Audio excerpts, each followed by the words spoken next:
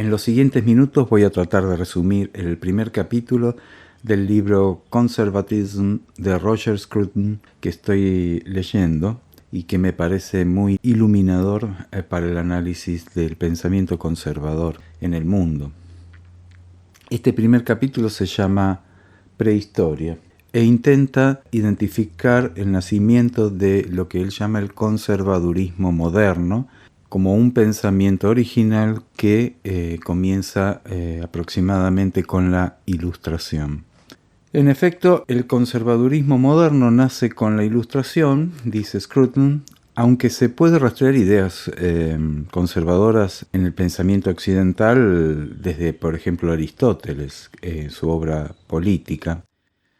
Scruton comienza señalando que los intelectuales muchas veces asumen erróneamente que las ideas tienen una historia autocontenida, que una idea da origen a la otra y que no tiene nada que ver con la realidad, con la historia cultural, con la historia económica, con la historia de los hombres reales de su tiempo. Y luego menciona que Marx acentuó lo opuesto, ¿no? Como que las ideas, decía Marx, son realmente un subproducto de los medios de producción de ese momento, de las relaciones económicas y de las estructuras de poder y las estructuras sociales. En el pensamiento de Marx parece haber una determinación de las ideas a la realidad económica, y esto también, es una mirada muy parcial, porque así como la vida real, la vida cultural, la vida social influye sobre las ideas, también las ideas tienen un tremendo impacto en la realidad. Las ideas cambian el mundo. Las mismas ideas marxistas son un ejemplo de cómo pueden cambiar el mundo. O sea, las ideas nacen de otras ideas, pero también hay otros condicionamientos que influyen en las ideas. Condicionamientos biológicos, sociales, económicos y políticos, menciona Scruton. Entonces pasa a examinar las características de la condición humana que imponen un límite al pensamiento político. Por ejemplo, que los humanos deben vivir en comunidad para ser felices. No podemos concebir al hipotético hombre natural, como quería Rousseau, de una manera abstracta, como un ser puramente racional, sino que realmente nuestra vida se realiza en comunidad y para nosotros es una fuente indispensable de felicidad vivir interactuando con otros seres humanos. Y menciona tres tipos de ordenamiento comunitario: el tribal, la religión y el político, que equivalen a tres momentos de organización social diferentes, desde el tribal, que es el más, primitivo, donde nosotros nos relacionamos con gente con la cual tenemos parentescos, en sociedades más complejas y más extensas. Fue la religión la que unía a los individuos con el lazo de los rituales y la fe. Y por último, el ordenamiento político para sociedades aún más complejas se logra a través de la ley, ¿no? Y es justamente el surgimiento de este orden, del orden político, el que da origen al conservadurismo moderno. O sea, el conservadurismo es el esfuerzo por no perder los valores ni de parentesco ni de religión en comunidades que se están reorganizando políticamente. La pertenencia social que busca proteger y cuidar el conservadurismo es la que va de la mano siempre con el apego individual. El humano nace apegado primero a la madre, luego al hogar, en una etapa ya de juventud a los amigos, a otras sociedades, instituciones, lugares, todo lo que le hace sentirse en un ambiente familiar y confiable. Eso es básico para la vida humana. Y el punto clave del conservadurismo es el deseo de sostener las redes de familiaridad y de confianza mutua, de las que depende una comunidad. Conservadurismo es el intento de conservar el Commonwealth, o sea, la república o la mancomunidad que tenemos, en todo aquello que asegure la supervivencia de nuestra comunidad a largo plazo. El pensamiento conservador enfatiza la pertenencia a una comunidad, pero no como una sumisión del individuo al grupo, sino promocionando la libertad y la responsabilidad personal. Vemos entonces la comunidad como una asociación voluntaria de seres racionales que tienen cada uno una identidad propia que atesoran, que aprecian. ¿Qué es la Ilustración? Es ese periodo donde se pone el énfasis en el tema de la legitimidad del poder y su relación con el consentimiento del ciudadano. ¿No? Los gobiernos antes de la Ilustración habían sido siempre gobiernos que establecían el orden de arriba hacia abajo, desde el monarca o el soberano hacia los súbditos, y se suponía que la libertad era simplemente un privilegio, un regalo que hacía el monarca, que había ascendido al trono por sus capacidades militares, por su dominación de otros adversarios, y que los adversarios vencidos establecían un vínculo de vasallaje, un vínculo mutuo de fidelidad, y eso se extendía a todas las capas de la sociedad.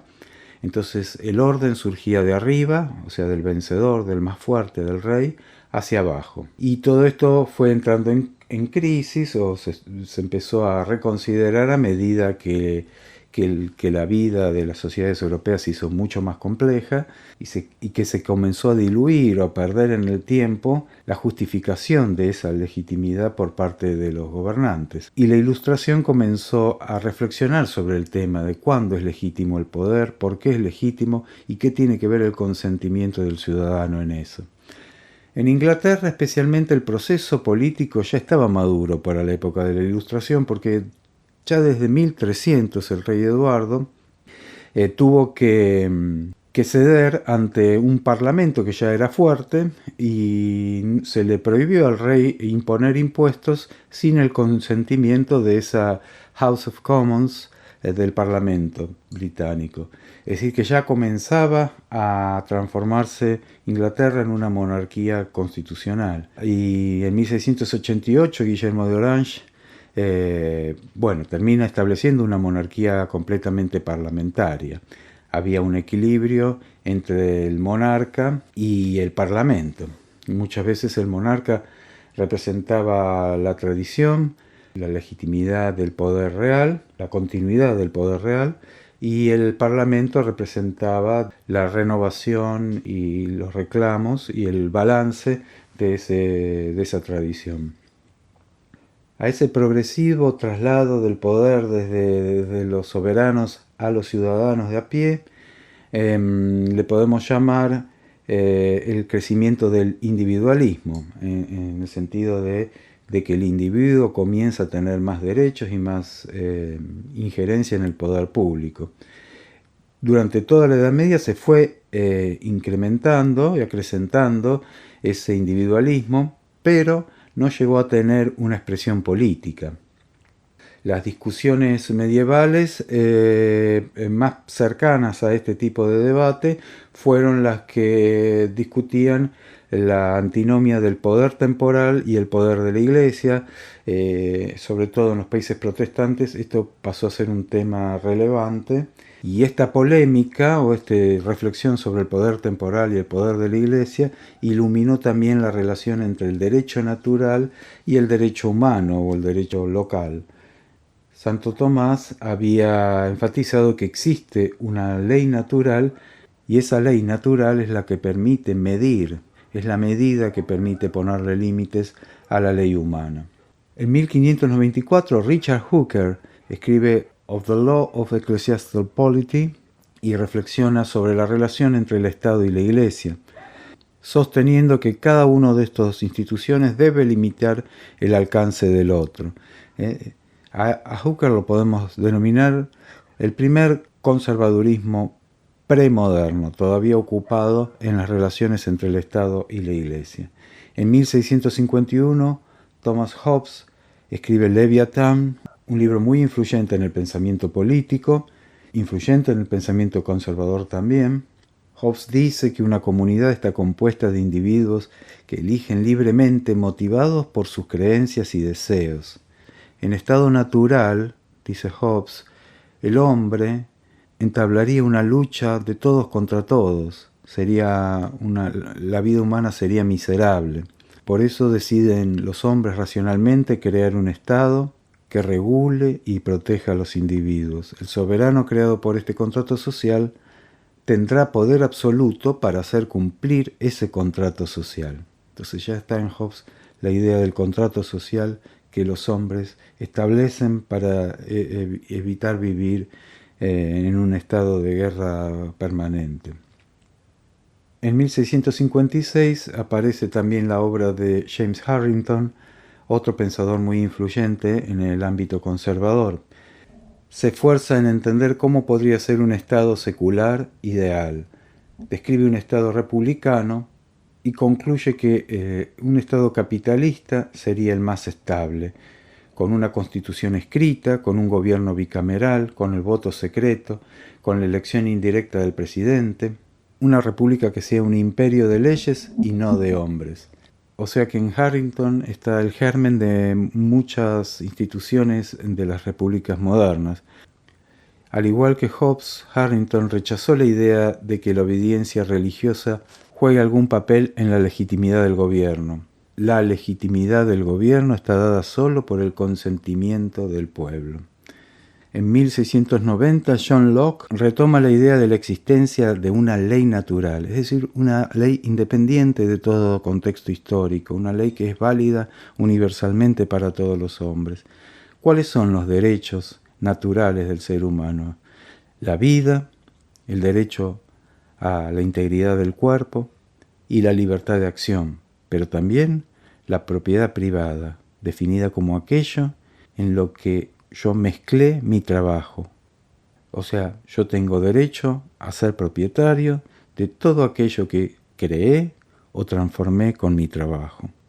El gobierno, entendido como la institución que limita la libertad de los ciudadanos con un poder superior, debe ser el resultado del consentimiento para ser legítimo.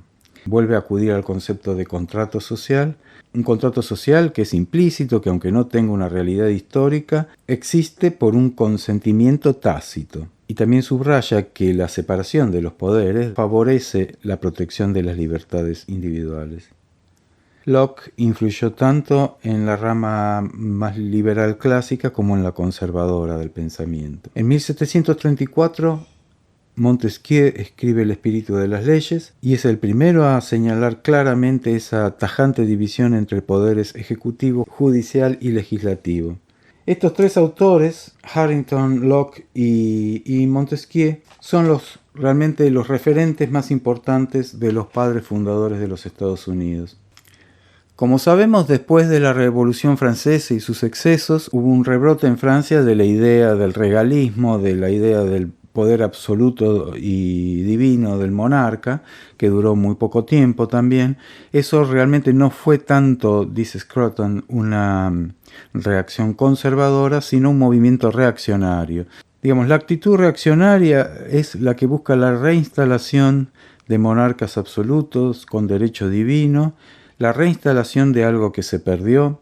En cambio, los conservadores son aquellos que defienden la libertad personal, la soberanía popular, la legitimidad de abajo hacia arriba de los gobiernos, y que busca que el gobierno sea limitado y que el individuo sea libre en contra de la corriente moderna socialista y los estados y colectivista que supone que el orden social se impone de arriba hacia abajo, de un estado omnipresente que regula las acciones humanas de arriba hacia abajo. La Revolución Francesa representó esta idea de la emancipación que parecía combinar en su lema la igualdad y la libertad. Y la igualdad y la libertad parecen ser términos incompatibles o al menos en continua tensión. Por eso, al despertar del socialismo moderno hay dos narrativas de emancipación diferentes.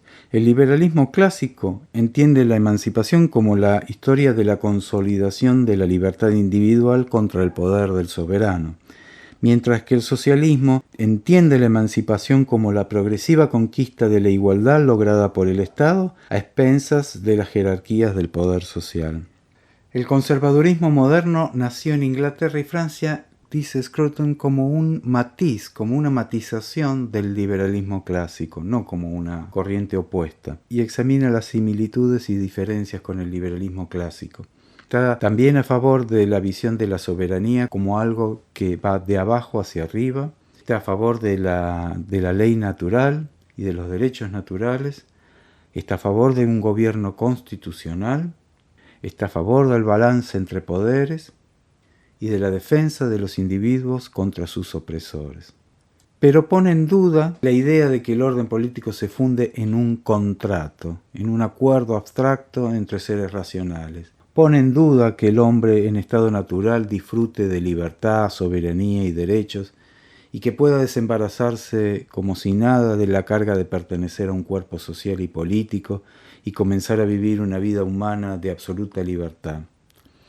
O sea que el conservadurismo sostiene que nacemos con obligaciones, instituciones y tradiciones que son ellas las que contienen una preciosa herencia de sabiduría sin la cual el ejercicio de la libertad puede destruir los derechos humanos tanto como mejorarlos. En 1765, Sir William Blackstone, Commentaries on the Laws of England, es el primer defensor de este tipo de conservadurismo. La common law inglesa es una aplicación concreta de las leyes naturales. Es una solución al problema del orden social testeada por el tiempo y la costumbre, y señala que es la persistencia en el tiempo de estas instituciones y su huella en los corazones del pueblo británico lo que creó el amor por la libertad y el rechazo por la tiranía.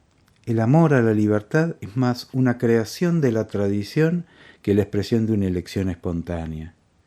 Esto es clave en el pensamiento conservador.